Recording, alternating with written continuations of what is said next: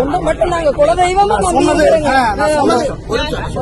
எங்க குழந்தை குட்டி நல்லா இருக்கணும், ஒன்னை மட்டும் நல்லா பண்ணி கொடுங்க.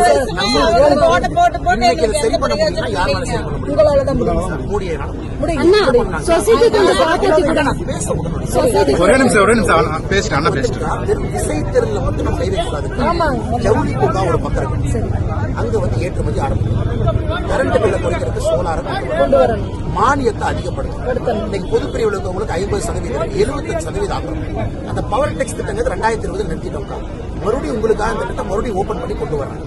இதை வந்து செயின் லிங்கிங், அதாவது சோலார்ல இருந்து நூல் விலையில இருந்து ஜவுளி பூங்கால இருந்து செயின் லிங்கா சரி பண்ணா மட்டும்தாங்க சரி பண்ண முடியும். இது குறைந்தபட்சம் 1 வருஷம், முழுமையா உழைச்சா 1 வருஷம். ஜவுளி மினிஸ்ட்ரி நம்ம கிட்ட இருக்கு. ஜூன் 4ஆம் தேதிக்கு பிறகு நீங்க பாருங்க, ஜவுளி அமைச்சரே கொண்டு வந்து புதிய ஜவுளி அமைச்சர் ஒரு மீட்டிங் போட்டு அன்னைக்கே நாங்க டைம் லைன் உங்களுக்கு ப்ராமிஸ் பண்ணிருக்கோம். இந்த நாளுக்குள்ள இது நடக்கும், இந்த நாளுக்குள்ள